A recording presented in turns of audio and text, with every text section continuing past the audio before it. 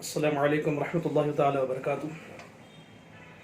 الحمدللہ رب العالمین والصلاة والسلام علی اشرف الانبیاء والمرسلین وعلی آلہ وصحبہ اجمعین، اما بعد فاعوذ باللہ من الشیطان الرجیم، بسم اللہ الرحمن الرحیم۔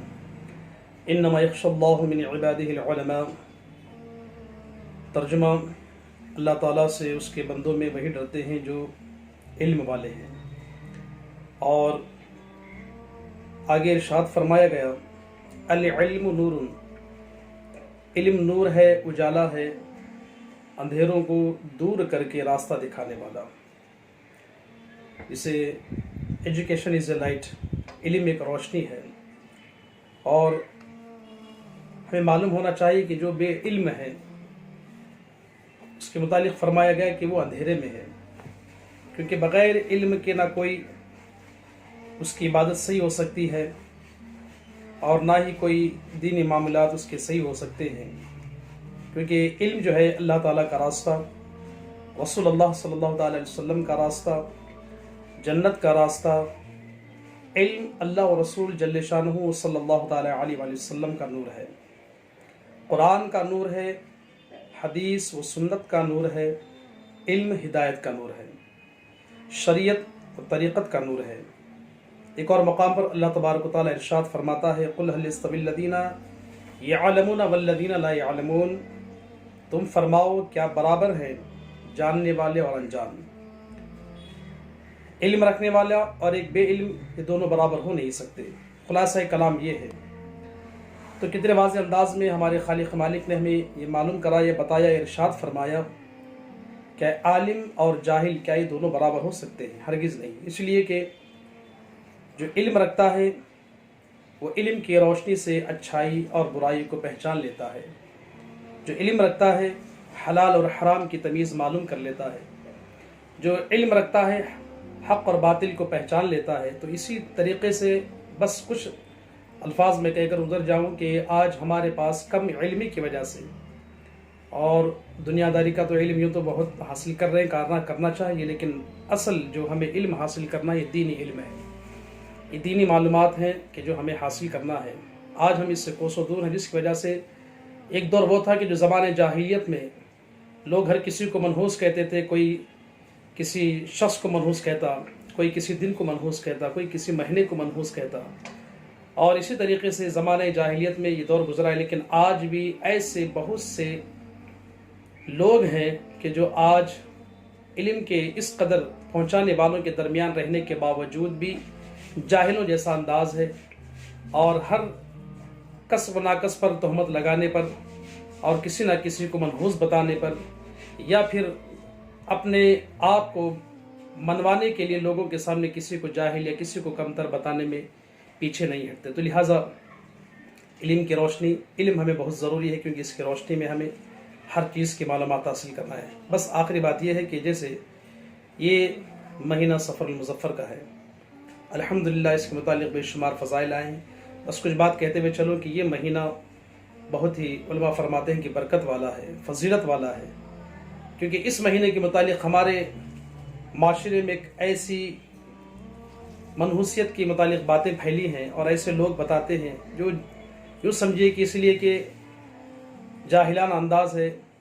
ہمارے پاس اللہ کا پاک کلام ہے جو ہمارے لیے ہدایت ہے، نور ہے، لیکن ہم اس سے دور ہیں، جس کی وجہ سے آج ہم صفر المظفر کے مہینے کو، بعض ایسے لوگ ہیں جو اسے منحوس کہتے ہیں، استغفر اللہ، اور بعض یوں بھی کہتے ہیں کہ اس مہینے میں بلائیں اترتی ہیں۔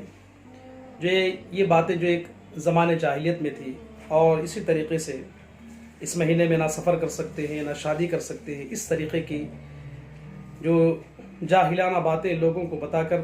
لوگوں کو گمراہ کرنے کی کوشش کرتے ہیں، اور آج کم علم کی وجہ سے لوگ ایسوں کی باتوں میں آ کر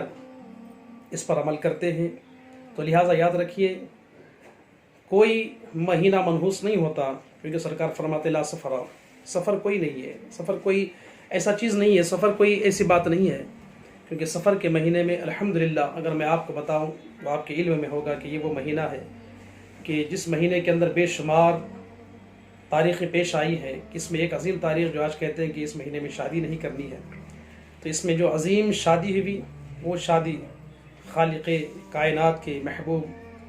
احمد مشتبہ محمد مصطفیٰ صلی اللہ تعالیٰ علیہ وآلہ وسلم کی نور نظر رکھتے جگر حضرت فاطمہ الزہرا رضی اللہ تعالیٰ عنہ کا نکاح حضرت مولا کائنات حضرت علی شیر خدا رضی اللہ تعالیٰ عنہ کے ساتھ ہوا۔ اس سے عظیم اور ایسی جوڑی اور ایسی عظیم ہستیاں جس کی شادی اس مہینے میں ہوئی، تو کیا ان کو نہیں معلوم تھا؟ تو لہٰذا یہ بات ہم یاد رکھنا چاہیے۔ اور بعض یہ بھی بتاتے ہیں کہ اگر اس مہینے میں شادی ہو گئی تو ٹک نہیں پائے گی، یا اولاد ہوگی تو وہ صحیح نہیں ہوگی۔ تو آپ بتائیے کہ ایسی شادی نہ قیامت تک ہوگی، اور یہ وہ گھرانہ اور یہ وہ ایسی زندگی، ایسی محبت کہ جس محبت کی مثالیں پیش کی جاتی ہیں، اور جن کی اولادیں دین متین کے لیے جنہوں نے اپنے آپ کو قربان کر دیا، جانوں کو قربان کر دیا، خاندان کو قربان کر دیا اس دین کے لیے، اور ایسی عظیم ہستیاں کہ جس کے متعلق میرے آقا فرماتے ہیں کہ میں ان سے محبت کرتا ہوں اور تم بھی ان سے محبت کرو۔ تو لہٰذا ایسی کوئی بات نہیں ہے، الحمدللہ شادی بھی کر سکتے ہیں، اور اس میں بے شمار بزرگان دین کے اعراس بھی ہیں۔ اور اس کی 25 صفر المظفر کو امام اہل سنت امام احمد رضا خان فاضل بریلوی رحمۃ اللہ تعالیٰ علیہ کا عرس شریف بھی ہے۔ اور ساتھ ہی ساتھ ایک اور بات یہ بھی ہے کہ بعض لوگوں کا یہ بھی کہنا ہوتا ہے کہ جیسے گھر کے اوپر الو بیٹھ گئے نہ الو نے پکارا، جسے ہم اپنی زبان میں گگو بھی کہتے ہیں۔ تو یہ بعض ایسی جاہلانہ باتیں ہیں کہ گھر کے اوپر اگر وہ بیٹھ جائے تو وہ بیچارہ پریشان ہو جاتا ہے، لیکن یاد رکھیے تو پرندہ ہے، ایک خدا کی مخلوق ہے۔ وہ انسان جو دن پورا گزر جانے کے بعد بھی اسے نماز کا خیال نہیں آیا، تو اس سے بڑھ کر منحوس کون ہوگا؟ کہ جنابت کی حالت میں رہا، پورا دن گزر گیا، غسل نہیں کیا، اس سے بڑھ کر منحوس کون ہوگا؟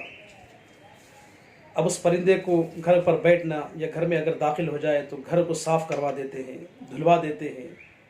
نہ جانے کس طریقے کا ہم اندازہ لگاتے ہیں۔ لیکن یہاں پر ہم دیکھیں کہ وہ بے نمازی جہاں سے گزرتا ہے وہ جگہ بھی اس کے لیے بد دعا کرتی ہے۔ اور یہاں تک کہ علماء نے فرمایا کہ اگر بے نمازی کا سایہ کسی کے گھر میں پڑ جائے تو اس سائے کی وجہ سے اس گھر میں برکت ختم ہو جاتی ہے۔ اتنا بڑا منحوس انسان وہ ہے، لیکن آج یہ کہتا ہے کہ اگر الو بیٹھ جائے یا الو چلا جائے تو اس گھر میں منحوست چھا جاتی ہے۔ ایسے جاہلانہ معلومات سے ہم تمام کی حفاظت فرمائیں۔ اور اسی طریقے سے ایسے جاہلانہ الفاظ یہ بھی ہے کہ صبح اگر کوئی بندہ نکلا، اگر کسی کا چہرہ دیکھ لیا، تو خاندانوں میں بعض ایسا ہوتا ہے کہ کسی کو منحوس سمجھا جاتا ہے، اور اگر وہ نظر آ جائے تو کہتے ہیں کہ یہ منحوس آ گیا۔ شادی بیاہ میں اگر بیٹھ گیا تو لوگوں کا یہ گمان ہوتا ہے کہ یہ مکمل نہیں ہوگی، یہ ختم ہو جائے گی، کہ یہ فلاں گیا۔ استغفر اللہ، کیسے کیسے حادثات! اور یہاں تک کہ ایسے بھی سننے میں آتا ہے، دیکھنے میں آتا ہے کہ اگر کوئی صبح کوئی یتیم بچہ اگر گھر سے نکلتے وقت کسی کے اگر آگے آ گیا تو وہ شخص اس کو اتنا برا سمجھتا ہے، کہتا ہے کہ آج میں نے اس یتیم کا چہرہ دیکھ لیا، آج میرا کام نہیں ہوگا۔ استغفر اللہ۔ سرکار کی حدیث مبارکہ ہے، میرے آقا فرماتے ہیں کہ جس نے یتیم کے چہرے کو دیکھا، محبت سے جو اس کے سر پر ہاتھ رکھا، اور اس سے جس نے محبت کی، بروز محشر جنت میں وہ میرے ساتھ ہوگا۔ اللہ اکبر، کتنی پیاری حدیث مبارکہ ہے۔ اور اگر یہ بھی سننے میں آتا ہے، دیکھنے میں آتا ہے کہ اگر کوئی کسی بیوہ کا چہرہ دیکھ لے، یا بیوہ اگر کسی شادی میں یا بیاہ میں کوئی خوشی کے ماحول میں اگر آ جائے تو اسے بہت ہی بری نظر سے اسے دیکھا جاتا ہے۔ تو لہٰذا ایسا ماحول ہمارے معاشرے میں پھیل چکا ہے کہ آج ہم خود ایسے برے کام ہم کرتے ہیں، ایسے برائیوں کی طرف ہم جاتے ہیں، لیکن ہمیں اس طرف اپنا خیال نہیں جاتا کہ ہم کیا ہیں۔ ہمارے جو کام ہیں اتنے برے ہیں کہ اگر ہم کہیں پر بیٹھ جائیں تو وہ جگہ ہمارے لیے بد دعا کریں۔ آج ہمیں کوئی حق نہیں کہ ہم کسی کو منحوس کہیں۔ یاد رکھیں، کوئی منحوس نہیں ہوتا اور کوئی مہینہ برا نہیں ہوتا، سب اللہ تبارک و تعالیٰ کی طرف سے ہے۔ تو لہٰذا